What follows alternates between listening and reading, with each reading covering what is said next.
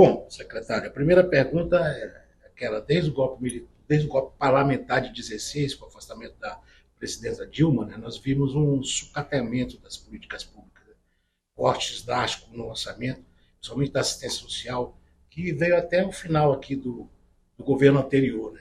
E é isso que a gente quer saber, como é que os senhores encontraram essa pasta depois dessa política que veio desde 2016, como a gente acabou de falar. Como é que se encontrou essa realidade aqui? A área social do governo federal, eu acredito, foi uma das que mais sofreu com as políticas implementadas após o golpe que afastou a presidenta Dilma. Naquele período estava sendo estruturado o SUAS, o Sistema Único da Assistência Social. Naquele período, essa pactuação, União, Estados e municípios, ela tinha dado passos largos e também o estabelecimento do financiamento dessa área. Os programas sociais, especialmente o Bolsa Família, tinha alcançado também um nível importante de presença em todos os estados e municípios brasileiros. Infelizmente, com o golpe, isso foi desestruturado.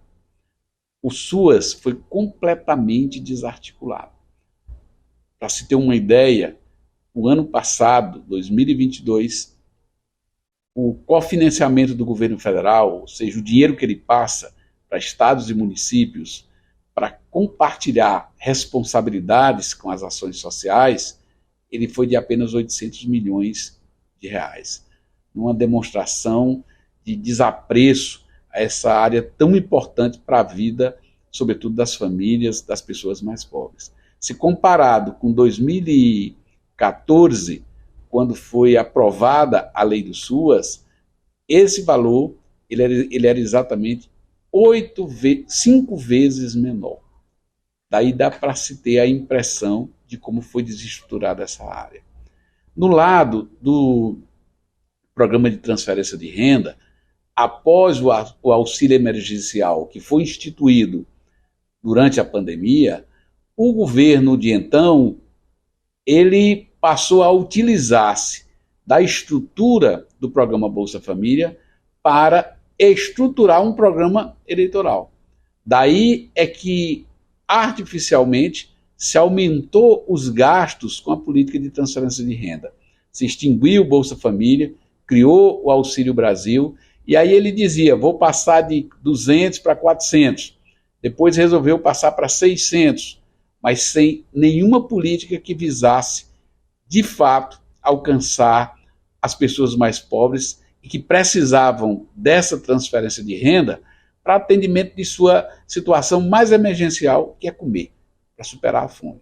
Só para ter uma ideia, a despeito da elevação do valor da transferência de renda, o nível de fome do Brasil cresceu. Quando chegamos em 2021, 2022, 33 milhões de brasileiras não conseguiam fazer suas alimentações todos os dias. Um dos períodos mais trágicos da nossa vida.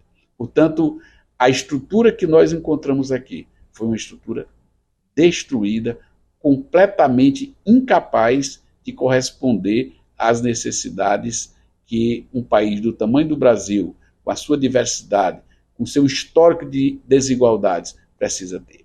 Quais foram os primeiros passos, então, para tentar recuperar isso, conseguir dar um salto aí qualitativo diante dessa situação? O presidente Lula, ao assumir, ele estabeleceu para o Ministério do Desenvolvimento Social pelo menos 5 grandes responsabilidades. A primeira, coordenar a política de combate à fome, cujo objetivo é tirar o Brasil do mapa da fome. Para se ter uma ideia, a fome, infelizmente, está presente na história brasileira.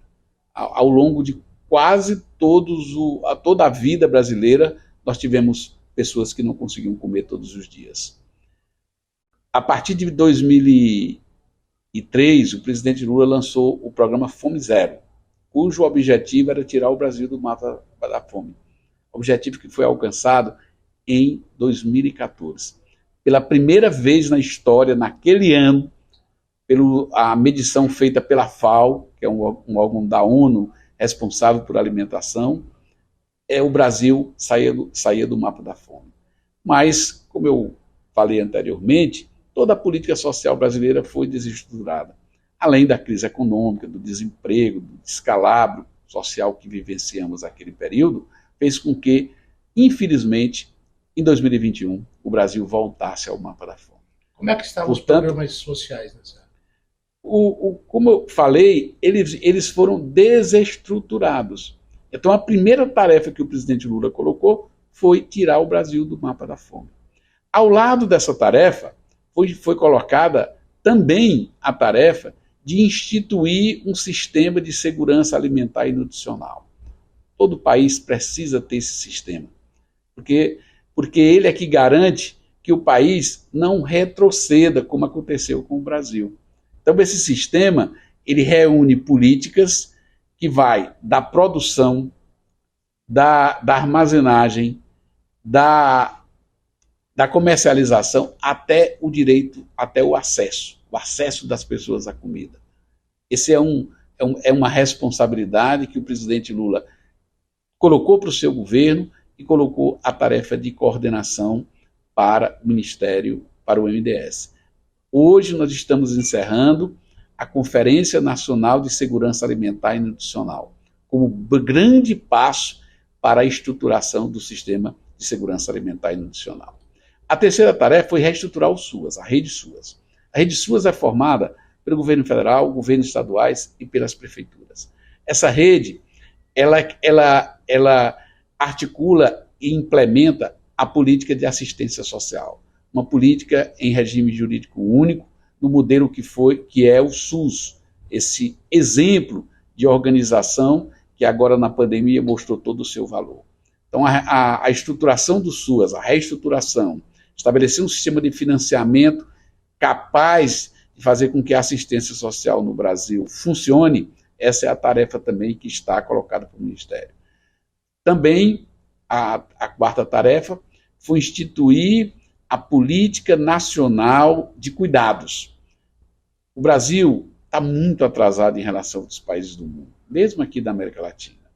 Hoje no Brasil nós temos milhões de pessoas que precisam, para sobreviverem, precisam de cuidados. Uma criança, um idoso, uma pessoa doente, ela precisa de alguns cuidados para sobreviver. Como é que ela é cuidada? A maioria da população, ela que precisa, é cuidada pelos seus parentes, por sua família, especialmente pelas mulheres.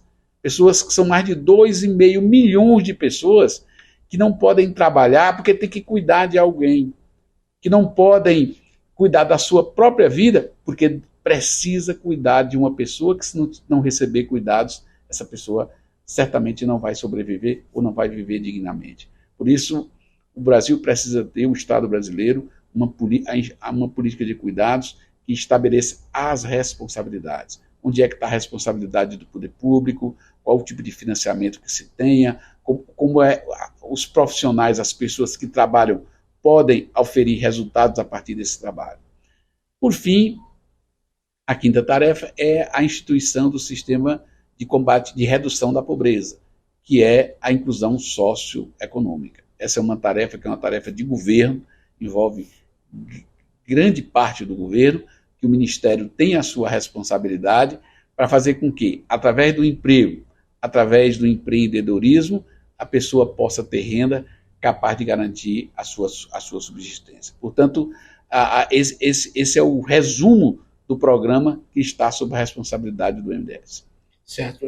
Secretário, vamos dar uma ressaltada especificamente na questão do Bolsa Família. Como eu já havia dito, nós estamos aí com recordes, números recordes, né? Chegamos a 21,3 milhões de famílias atendidas, os recursos são de 14,1 bilhões por mês agora em dezembro, né? E realmente foi um programa que, como o senhor já mencionou, saiu de terra arrasada, né? Para uma situação melhor. Como é que está sendo trabalhada essa questão do Bolsa aí para melhorar ainda mais? O Bolsa Família é um programa de transferência de renda que nasceu no primeiro governo do presidente Lula, que em 11 anos ele conseguiu um feito extraordinário, que foi dar uma contribuição ao lado de outros programas, mas ele como carro-chefe, na retirada do Brasil do mapa da fome. Esse é um programa que visa atender àquelas pessoas, às famílias que não têm renda e que também não têm possibilidade de oferir renda. Essa é uma questão essencial. É para atender aqueles mais pobres, aquelas pessoas que mais sofrem diante da impossibilidade que elas têm de ter uma renda para se sustentar. Bolsa Família, ele, como disse, nasceu no primeiro governo, cumpriu a sua missão, mas ele foi completamente desestruturado, desvirtuado. Até empréstimo consignado foi autorizado durante o governo passado.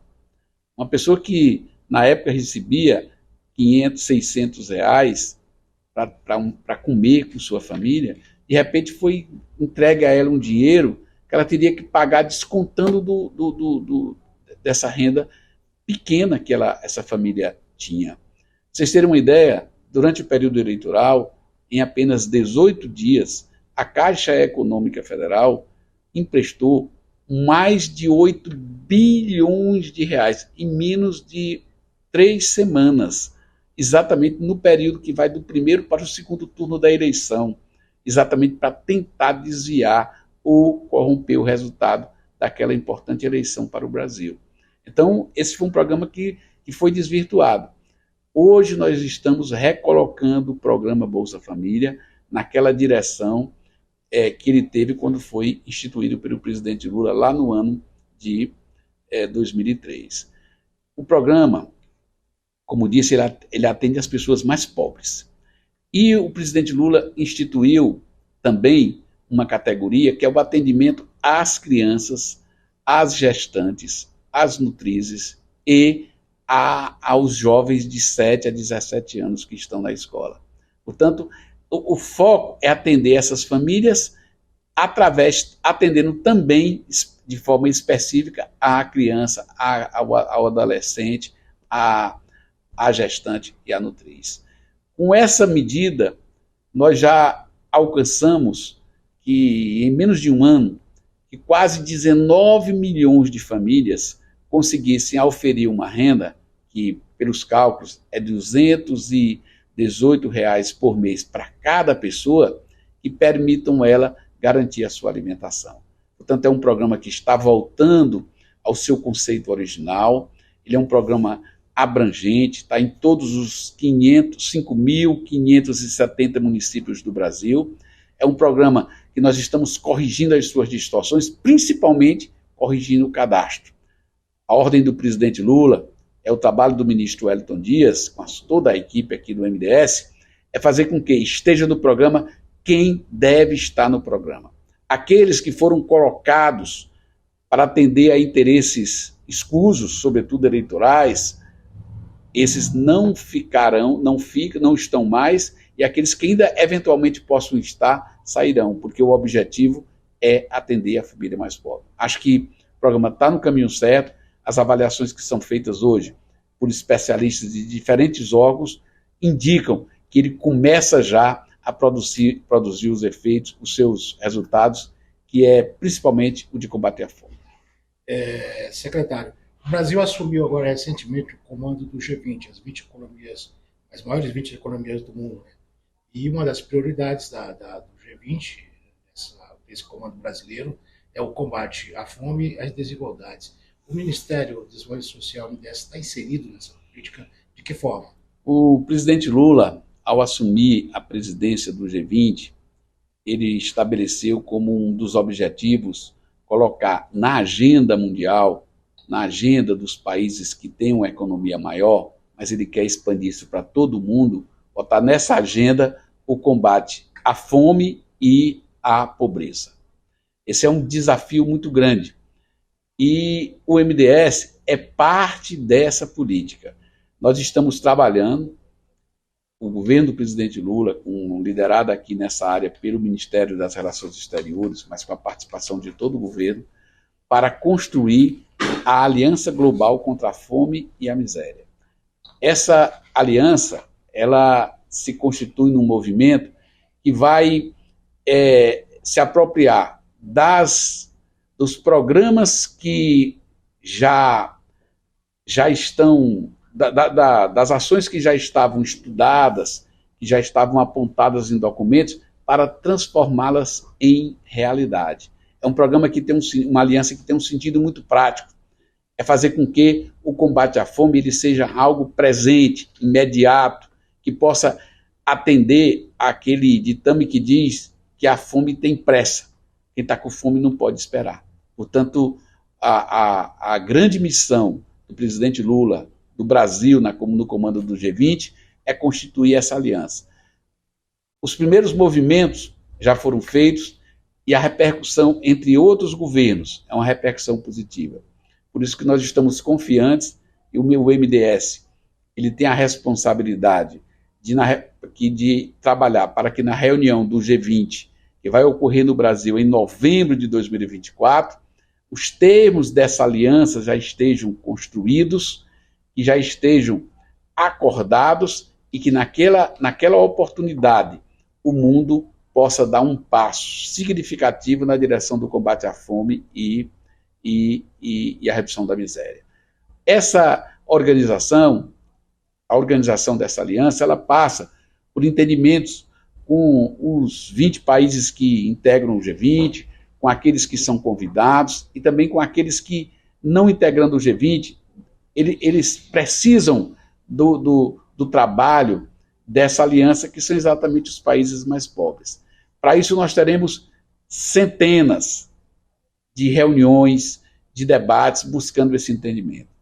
Uma dessas reuniões, ela ocorrerá lá em Teresina, capital do estado do Piauí, do meu querido Piauí, também a terra do ministro Wellington Dias, onde nós reuniremos lá técnicos, especialistas de diversos países do mundo que contribuirão na formulação dos termos que regerão a Aliança Global contra a Fome e contra a miséria. Portanto, eu tenho certeza que, assim como nos seus 2 primeiros governos, o presidente Lula assumiu a liderança no mundo no combate à fome e no combate à pobreza, o seu retorno agora vai dar um passo ainda maior, mais largo, no sentido de deixar estruturado esse movimento para enfrentar e para superar a fome e a extrema pobreza no mundo. Secretário, por fim, perspectiva daqui para frente, nós temos mais 3 anos aí de trabalho. Fica à vontade aí. Os desafios são grandes. O Brasil ele vivenciou um período muito difícil, corremos muitos riscos. Infelizmente, a miséria cresceu. Agora mesmo o presidente Lula lançou um programa para enfrentar o desafio do apoio às pessoas que vivem em situação de rua, que em pouco mais de 13 anos aumentou 10 vezes, portanto, numa demonstração clara de como foi negligenciada a ação do Estado brasileiro na proteção às pessoas mais pobres. Portanto, são desafios grandes que nós temos, que o Brasil tem, mas tenho certeza que, construindo ou reconstruindo a democracia, como nós estamos avançando, nós vamos vencer esses desafios. O presidente Lula é um líder extraordinário, reconhecido dentro e fora do Brasil, foi capaz de montar e está sendo capaz de conduzir esse grande movimento que busca reunificar o país, unir os brasileiros, brasileiras, no sentido de fazer com que o Brasil possa voltar a ter o seu crescimento econômico, o seu desenvolvimento e, sobretudo, resgatar o seu sentimento de solidariedade entre as pessoas, de compreensão, de construção de um mundo, de um país que possa se desenvolver em paz. Esses são os desafios e nós estamos muito animados no enfrentamento para alcançá-los, vencê-los ao longo dos próximos 3 anos.